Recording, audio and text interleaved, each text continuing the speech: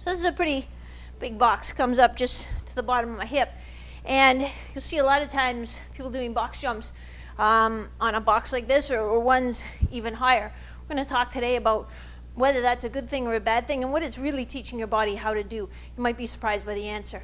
This is Maria from HockeyTrainingPro.com, where my mission is to help 10,000 players win more games with fewer injuries, even if you don't have the genetic gifts or the natural ability of your competitors.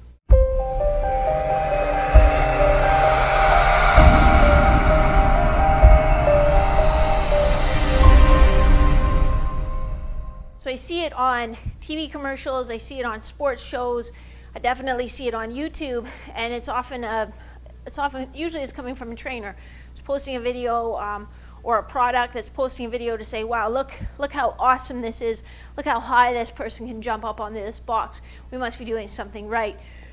Let me just demonstrate and I'll show you what I mean, and then I'll tell you whether it's good or bad.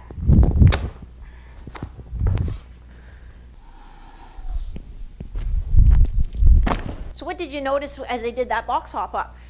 Did you notice how my knees were up underneath my chin? And look at it again and see how high does my belly button actually get off the ground? Am I really displacing my center of gravity, my center of mass, or am I just manipulating my body to get my feet on that box because I really don't want my toes to hit the box and come down, catch my chin or catch my shins on the box. So I'd rather see an athlete do a jump up onto a lower box. Now we'll often cue them, hey, imagine this box is this high and that's how high you're trying to get onto it. But they're not having to worry about missing it and taking a face plant. You can still put just as much power into the ground. I don't produce more power with my legs just because the box is higher. And really the only thing of landing on a higher box is it takes away more of the landing impact. Well, still, if I'm landing on an 18-inch box or a 12-inch box, I'm taking away some of the landing impact, if that's even a concern for you. So if you've had an injury and you're just coming back, we use it when we're in the early stages when we want to teach good landing mechanics, but without all that repetitive load, especially if their mechanics aren't so good. So when we're talking about high-level athletes, where sometimes you see this shown as a training technique, there's no reason they need to have the landing impact, reduced to that amount. So let me show you how we use box hop-ups and how I recommend that you use them too. This is just a 12-inch box. So what we'll tell athletes is, hey, imagine the box is this high. That's how high you're going to jump. But what you'll notice is as I jump, I'm able to get good triple extension all the way through. I'm not kind of stopping early to just pull my knees up.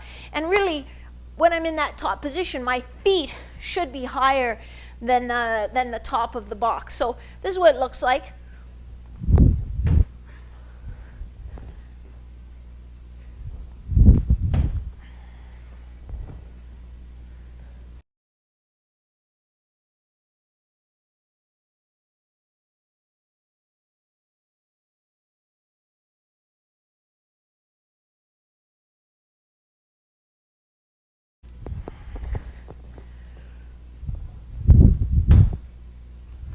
So when you're doing box jumps, the key element is how high you get off the ground, not how high your feet can get off the ground. So think in terms of displacing your belly button up in the air.